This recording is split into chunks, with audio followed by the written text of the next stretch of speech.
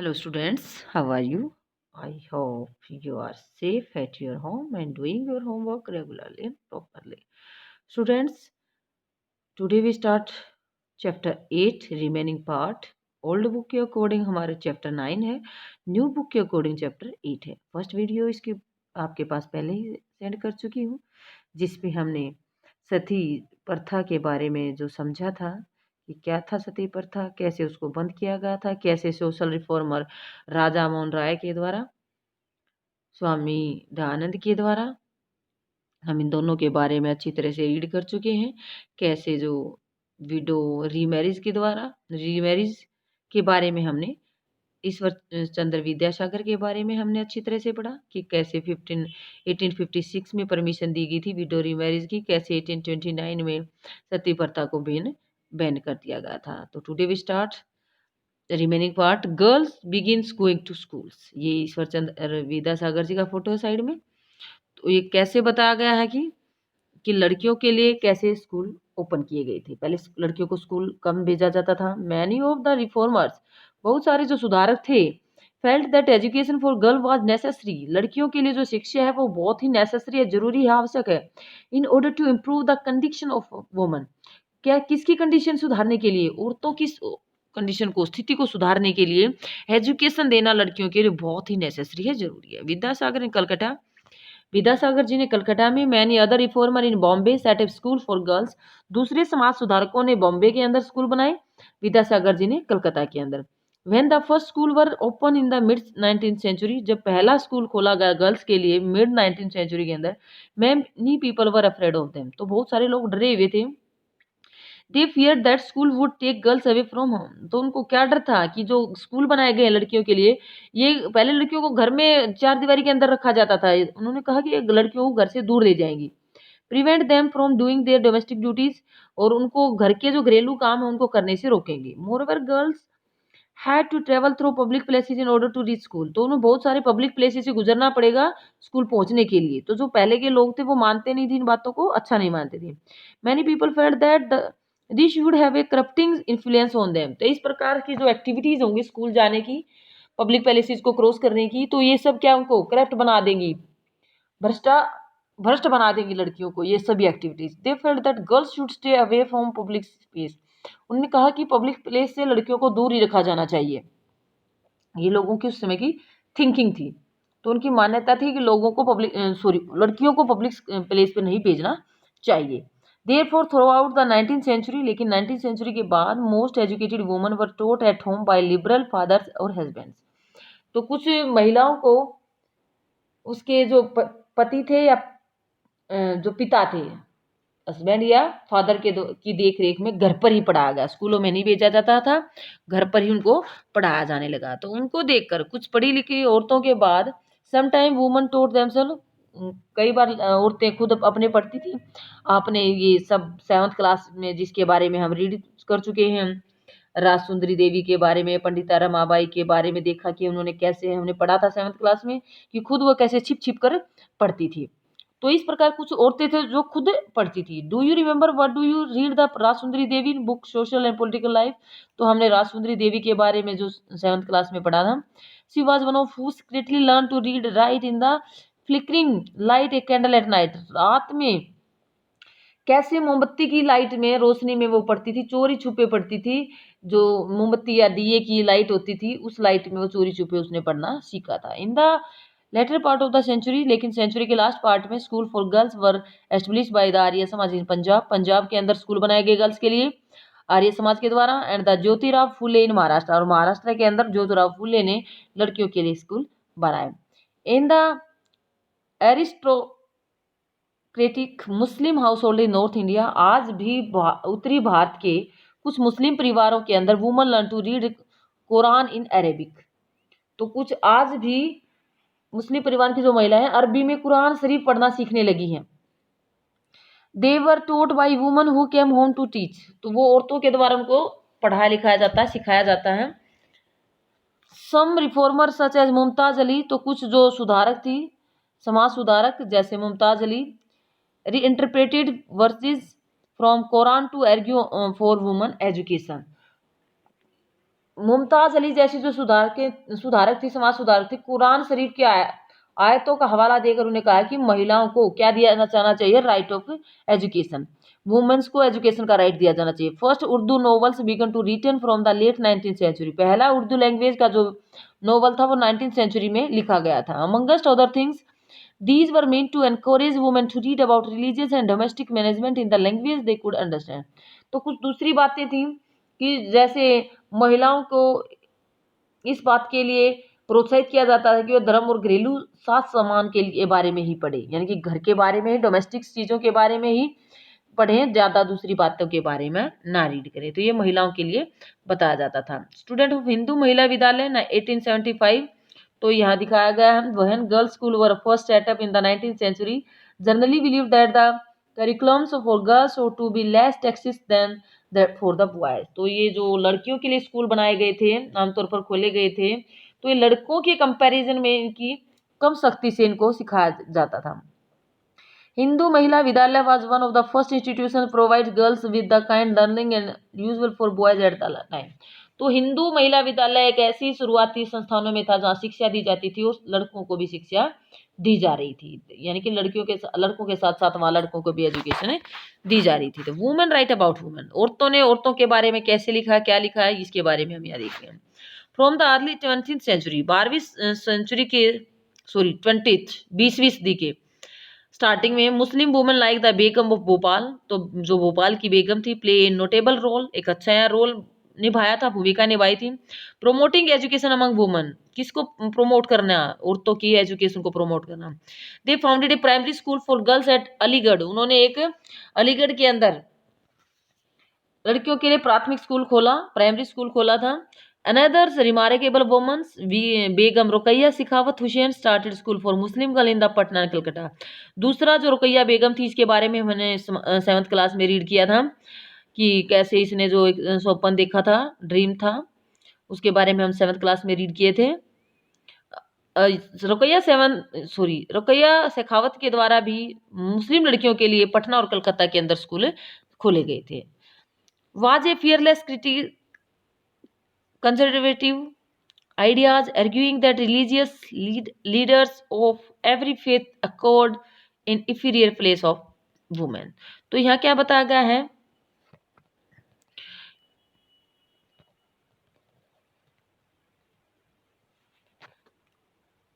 कि औरतों के द्वारा रूढ़िवादी विचारों को कटु आलोचना, यानी कि उसकी बुराई की गई थी।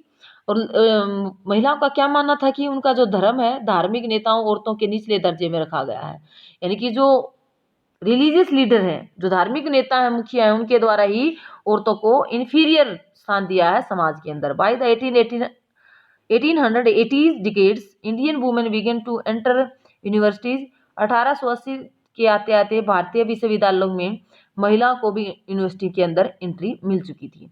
Some of them train to be doctors, इनमें से कुछ डॉक्टर के लिए ट्रेन किया गया। सम बिकम टीचर्स, कुछ अध्यापिकाएं बनी। Many woman began to write, बहुत सारी औरतों ने लिखना शुरू कर दिया था। पब्लिश देयर क्रिटिकल व्यूज, अपने जो विचार थे उनके आलोचना भरे उन विचारों को छापना शुरू कर दिया था। On the place of woman in the society, समाज में क्या स्थान है औरत का। Tarabai Shinde, women educated at home at Pune, Tarabai Shinde थी जो अपने घर पर ही रहकर शिक्षा ली उन्होंने, और उन्होंने एक बुक का नाम लिखा था, एक बुक लिखी थी, पब्लिश की थी, स्त्री पुरुष तुलना, स्त्री पुरुष तुलना। उसने महिला और पुरुष के बीच में जो तुलना था उसके आधार पर एक बुक लिखी थी, comparison between women and men, criticising a social difference between man. उसने आलोचना की थी जो पुरुष और महिला के बीच में अंतर भेदभाव किया जाता है। नेक्स्ट हम तो यहाँ ध्यान रखना है किसके द्वारा लिखी गई थी ये स्त्री पुरुष तुलना, ये ताराबाई शिंदे के द्वारा लिखी गई थी। नेक्स्ट पंडिता रमाबाई के बारे में, इसके बारे में हम 7th क्लास में रीड कर चुके हैं। एक great scholar of Sanskrit, Sanskrit के एक महान पंडित के रूप में इसको उपाधि दी गई थी। That Hinduism was oppressive toward womens, तो हिंदू धर्म में महिलाओं को दबाया जाता था। Wrote a book about the miserable lifes upper caste Hindu womens, और उसने हिंदू महिलाओं, ऊंची जाति की हिंदू महिलाओं की दुर्दशा के बारे में एक किताब लिखी थी। मिजरेबल, एक दया के पर उन्होंने किताब लिखी थी। She founded a widow home at Pune to provide shelter to widow who had been treated badly by their husband. तो उसने देखा कि एक विधवा के साथ उसके घर वाले किस प्रकार से बुरा व्यवहार किया जाता था, इसलिए उसने पुन्ना के अंदर एक विडो शेल्टर यानी कि विधवाओं के लिए एक जगह बनाई थी रहने के लिए। Here woman were train so that they could support themselves economically. तो उस वहाँ पर औरतों को ऐसी चीज़ें सिखाई जाती थी, ऐसे काम सिखाए जाते थे जिनके सहारे वो अपनी खुद की इकोनॉमिकली स्थिति को सुधार सके, अपनी आर्थिक स्थिति को सुधार सके। नीडलेस टू से all this more than alarm the Orthodox. तो इन सब बातों से देखकर हमें पता चलता है कि यह जो रूढ़िवादी विचार है उनके लिए एक अलार्म था। फॉर इंस्टेंस एग्जाम्पल के तौर पर मैनी हिंदू नेशनलिस्ट, जो हिंदू राष्ट्रवादी फेल्ट महसूस करते थे Hindu womens were adopting western ways and that this would corrupt. अगर वो जो पश्चिमी एजुकेशन है या पश्चिमी जो बातें हैं उनको अगर औरत के द्वारा अडॉप्ट किया जाता है, उनके आधार पर एक औरत अपने काम करती है, पढ़ना लिखना सीखती है, तो वो क्या हो जाएगी, करप्ट हो जाएगी। हिंदू कल्चर किसको करप्ट करेगी, हिंदू कल्चर को। इरोड फैमिली वैल्यूज, और जो परिवार के संस्कार हैं उनको खत्म कर देगी।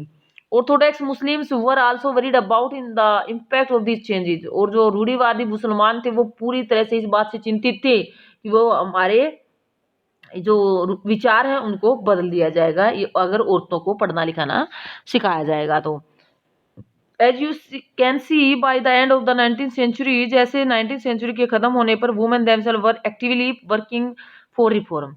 औरतों ने भी अपने आप को सुधार लाने के लिए सक्रिय रूप से भाग लिया। देव रोट बुक, उनके द्वारा बुक लिखी गई, एडिटी मैगजीन, कई मैगजीन छापी गई, फाउंडेड स्कूल्स, कई स्कूल खोले गए थे, ट्रेनिंग सेंटर्स खोले गए थे, सेटअप वुमेन एसोसिएशन, महिलाओं के लिए एसोसिएशन खोले गए थे, संगठन खोले गए थे। From the early 20th century, 20वीं सदी से लेकर they form political pressure groups to push through law for female suffrage.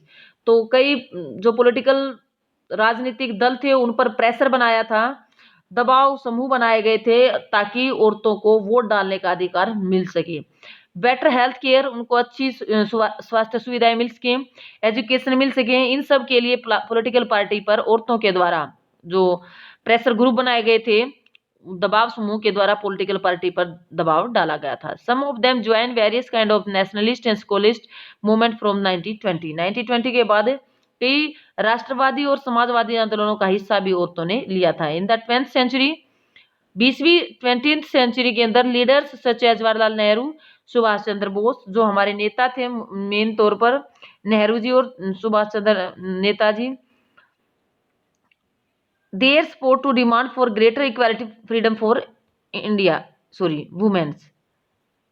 उनके द्वारा इस बात पर जोर डाला गया कि जो इक्वालिटी है और फ्रीडम है, आजादी और समानता का अधिकार औरतों को भी मिलना चाहिए, ऐसी मांग रखी गई। Nationalist leader promise that there would be full suffrage for all man and women. तो यहाँ जो राष्ट्रवादी नेता थे उनके द्वारा वादा किया गया था कि जो औरतें हैं उनको भी बराबर का अधिकार मिलेगा, पुरुषों के बराबर का अधिकार मिलेगा इंडिपेंडेंस, स्वतंत्रता के बाद। However till they asked women to concentrate on the anti British struggle. तो उनका क्या था कि स्वतंत्रता नहीं मिल जाती तब तक महिलाओं को अंग्रेजी सरकार के विरुद्ध संघर्ष के लिए आवाज उठानी होगी। एंटी ब्रिटिश स्ट्रगल, अंग्रेजों के जो खिलाफ हम संघर्ष कर रहे हैं उसमें उन्हें आवाज उठानी होगी। तो यहाँ एक लिख रखा है कि जब एक once a womens husband had died, जब एक औरत का हस्बैंड मर जाता है तो क्या होता है, उनकी जो अपनी बुक लिखी थी उन्होंने ताराबाई सिंधे के द्वारा, स्त्री पुरुष तुलना, उसमें लिखा गया था, यहाँ पर उसने लिखा गया था, isn't woman life as dear to her as your is to you. कि क्या एक औरत को अपनी जिंदगी उतनी प्यारी नहीं होती जितनी कि मर्द को अपनी जिंदगी प्यारी होती है। It is as if woman are meant to made a something different from man altogether. क्या अलग होती है, जितनी प्यारी मर्द को अपनी पुरुष को अपनी लाइफ होती है उतनी ही औरत को अपनी लाइफ अच्छी होती है। फ्रॉम अर्थ टू रॉक और rusted iron whereas you and your lifes are made from the purest golds. तो इसमें उसने क्या बताया गया है कि मानो कि वो जो औरत है उसका जो शरीर है वो धूल और चट्टानों या जंग लगे लोहे से बने हों, और जो पुरुष है जेंट्स है उसका शरीर शुद्ध सोने से बना हो। तो इस प्रकार you are asking me what I means, आप क्या अगर पूछो से मेरे तो इसके लिए क्या अर्थ है। I mean once a woman husband has died, जब एक बार एक औरत का पति मर जाता है। What is store for her, तो क्या उसके लिए वो, क्या उसका किस प्रकार का उसका वो होगा, रिजल्ट क्या होगा। The barber come to shave all curls and hair of her head just to cool your eyes. She is about out from going to weddings, reception and other auspicious occasion that married women go to. तो उसने कहा जब उसकी husband की मौत हो जाती है तो उसके बाद उसके साथ क्या किया जाता है, जैसे एक बार्बर आता है, नाई आता है, उसके जो लंबे बाल हैं उनको काट दिया जाता है। इसके बाद उसकी आंखों को ठंडक पड़ जाती है, इसलिए क्योंकि वो समाज की जो आंखें हैं, अगर वो कहीं शादी में जा रही है तो शुभ अवसरों पर उसको क्या किया जाता है, अशुभ माना जाता है। अगर कहीं शादी किसी अवसर पर जाती है तो उनको अशुभ माना जाता है। लेकिन जहाँ जो मैरिड वुमेन है, गो टू, जो शादीशुदा औरतें जाती हैं, and why all these restriction, तो एक विधवा पर इस प्रकार के क्यों लगाए जाते हैं, इस प्रकार की पाबंदियां क्यों लगाई जाती हैं। बिकॉज हर हस्बैंड डाइड, उसका पति मर गया। सी इज अनलकी, वह अशुभ है, अभागी है। Ill fate is written on her foreheads, his face is not to be seen, it is bad woman. तो उसके माथे पर नहीं लिखा होता, कि उसके चेहरे पर नहीं दिखा जाता कि वह शुभ होती है। ये क्या पता कब औरत मर जाए, कब कोई जेंट्स मर जाए। तो ये सब समाज के द्वारा जो रीति रिवाज बनाए गए वो गलत बनाए गए हैं। लॉ अगेंस्ट चाइल्ड मैरिज, यहाँ एक कानून बनाया गया था जो बचपन में ही जिसकी शादियां कर दी जाती हैं उसके खिलाफ। With the growth of women organisation, जो महिलाओं का संगठन का ग्रोथ हो रही थी, राइटिंग ऑन दीज इश्यूज, इन मामलों पर ज्यादा लिखा जा रहा था। Momentums for reform gain strength, इस प्रकार के जो सुधार थे उनमें ज्यादा सुधार हो रहे थे, सुधारों पर आवाज उठाई जा रही थी। दैट चाइल्ड मैरिज, तो उनमें से एक था बाल विवाह, जैसे हमने पीछे विडो रीमैरिज पर, सती प्रथा पर, स्कूल लड़कियों के लिए स्कूल जाने के लिए जो व्यवस्था की गई थी। अब हो गया था कि लड़कियों के लड़कों या लड़कियों को कम उम्र में ही उनकी शादी कर जाती थी, जिसको बोलते हैं चाइल्ड मैरिज, बचपन में ही शादी कर देना। तो there were a number of Indian legislators in central legislative assemblies who for to make a law preventing child marriage, तो बहुत सारे जो सांसद थे जिन्होंने बाल विवाह को रोकने के लिए कई कानून बनाने के लिए संघर्ष किया था। 1929 के अंदर जो child marriage restraints act was passed without the kind of bitter debates struggle that, ये हमने 1829 में किस पर बैन लगाया गया था, सती जो प्रथा की जो भी रीति रिवाज थे वो 1829 में। और उसके 100 साल बाद, अभी ध्यान रखना, 1829 में किस पर बैन लगाया गया था, सती प्रथा थी जो उस पर। और 1929 में एक एक्ट बनाया गया था, चाइल्ड मैरिज से रिलेटेड कानून पास किया गया था, उसमें सुधार करने के लिए कि बच्चों की छोटी उम्र में शादी नहीं की जाएगी। According to the act, no man below the age 18 and women below to 16। तो उस समय एक्ट में एज रखी गई थी कि जो जेंट्स है उसकी एज 18 होगी, गर्ल्स है उसकी 16 एज होगी। लेकिन आज के टाइम के अकॉर्डिंग बॉय की जो एज होगी वो 21 है और गर्ल्स की जो एज है वो 18 है। तो शादी की ये उम्र हमारे कानून के अकॉर्डिंग तय की गई है। ये दिखा रखा limits 21 for mens and 18 for womens. तो ये हमने देखा कि कैसे बचपन में ही ये पिक्चर दे रखी है, शादी कर दी जाती थी। कास्ट एंड सोशल रिफॉर्मर्स, कैसे समाज और जाति में सुधार करने। अब तक तो लड़कियों को शिक्षा देने के लिए था, अब जाति और समाज के अंदर जाति के आधार पर लोगों के साथ क्या किया जाता था, भेदभाव किया जाता था, या समाज के अंदर जो भेदभाव किया जाता था, औरतों के साथ भेदभाव किया जाता था, इसके अंदर हम अब रीड करेंगे।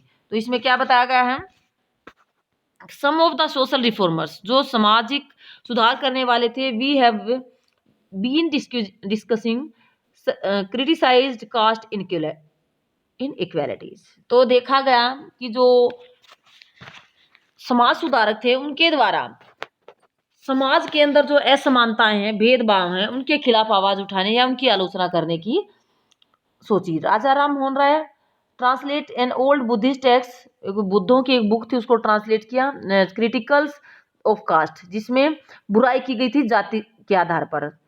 प्रार्थना समाज, प्रार्थना समाज बनाया गया था to the tradition of the Bhakti that believe the spiritual equality of all caste. तो जिसमें बताया गया था कि सभी जो जातियां हैं वो बराबर होती हैं, इक्वलिटी होती है, सभी जातियों को बराबर का अधिकार दिया जाए। तो ये बम्बई के अंदर बनाया गया था प्रार्थना समाज, ये जाति से रिलेटेड या जो निम्न जाति है उससे रिलेटेड आवाज उठाने के लिए।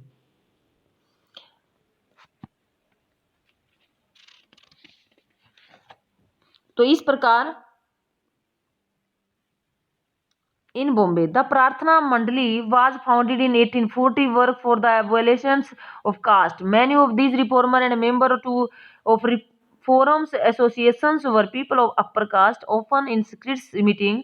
These reformers would violate caste taboos on food and touch in an effort to get rid of the hold of caste prejudice in their lives. तो इस प्रकार प्रार्थना समाज की जो भक्ति थी उसमें क्या माना जाता था कि सभी जातियों को एक समान दर्जा दिया जाए।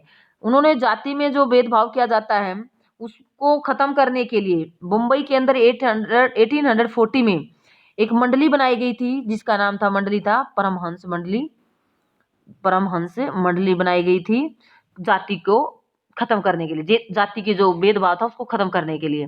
तो बहुत सारे जो रिफॉर्मर्स थे, सदस्य थे, वो उनके द्वारा सुधार एसोसिएशन बनाई गई थी। वो ज्यादातर अपर कास्ट के व्यक्ति थे, ऊंची जातियों के लोग थे जिनके द्वारा एसोसिएशन बनाई गई थी।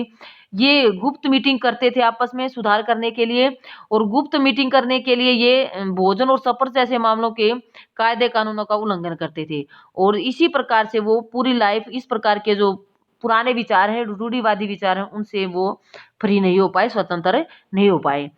There were also other who question and injustice of the caste social order. इसमें यहाँ बहुत सारे दूसरे व्यक्ति भी क्वेश्चन भी थे जो दूसरे पर्सन उठा रहे थे जाति से रिलेटेड, समाज से related. During the course of the 19th century के दौरान क्रिश्चियन मिशनरीज, जो ईसाई मिशनरी थे, begin setting the school for tribal groups. उन्होंने स्कूल खोलने शुरू किए थे जनजातीय लोगों के लिए, लोअर कास्ट के लिए, बच्चों के लिए। These children were thus equipped with some resources to make their way to into a changing world. इस प्रकार से बच्चों की ये बदलती हुई दुनिया अपना नए साधन या बदलते हुए संसार में नए साधन ढूंढने की कोशिश कर रही थी। एट द सेम टाइम उसी समय poor begin living their villages, गरीब लोग अपने गांव को छोड़कर टू लुक फॉर जॉब्स, नौकरी के लिए, they were opening up in the cities, शहरों की तरफ जाना शुरू कर दिया। There were work in the factories, वो फैक्ट्री कारखानों में काम कर रहे थे। That were coming up and jobs in the municipalities, और कुछ नौकरियां जो फैक्ट्रीज में और या म्यूनिसिपैलिटीज नगर पालिका में करते। यू हैव रीड अबाउट, अब हम इसके बारे में रीड कर चुके हैं। The expansion of the cities in chapter 6, किस प्रकार शहरों को बढ़ावा मिला था, कैसे ज्यादा मात्रा में शहर बढ़ रहे थे, ये चैप्टर 6 में हम रीड कर चुके हैं। Demand of labour this created, क्योंकि उस समय जो कारखाने लगाए गए थे, फैक्ट्री लगाई गई थी, तो फैक्ट्री को चलाने के लिए किसकी डिमांड बढ़ी थी? लेबर की, मजदूरों की। Drain has to be dug, drain नाले खोदने के लिए, रोड बनाने के लिए, बिल्डिंग कंस्ट्रक्ट, बड़ी बड़ी इमारतें बनाने के लिए, सिटीज क्लीन, शहरों को साफ करने के लिए। तो इन सब के लिए किसकी जरूरत थी? लेबर की जरूरत थी। Required coolie, digger, carry, bricklayers, sewages cleaners, sweeper. तो इस प्रकार के bearer, rickshaw puller, where did this labour come from. तो इस प्रकार से शहर में इतनी सब कामों को करने के लिए जो लेबर थे वो कहाँ से आई थी? वो छोटे छोटे गांव से, छोटे छोटे टाउन से काम की सर्च में इधर शहरों के अंदर आए थे।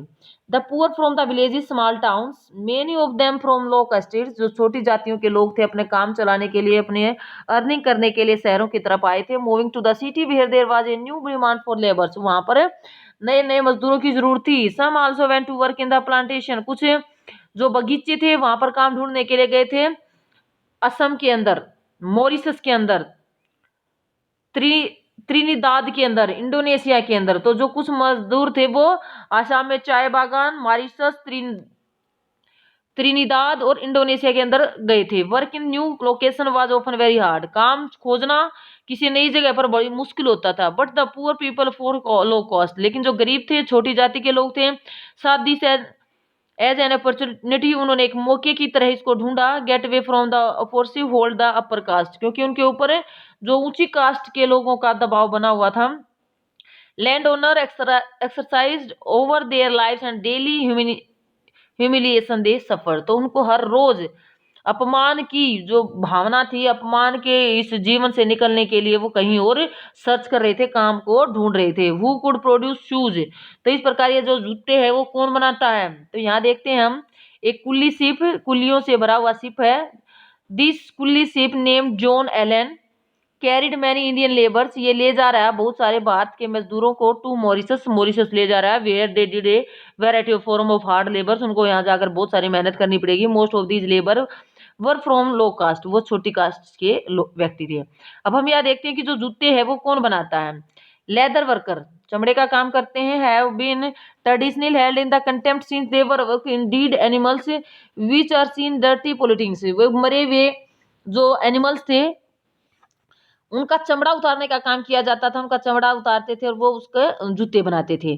फर्स्ट वर्ल्ड वार, जब पहला विश्व युद्ध हुआ 1914 में, however there was a huge demand for shoes for the armies, सेना के लिए बहुत ज्यादा संख्या में जूतों की जरूरत पड़ी।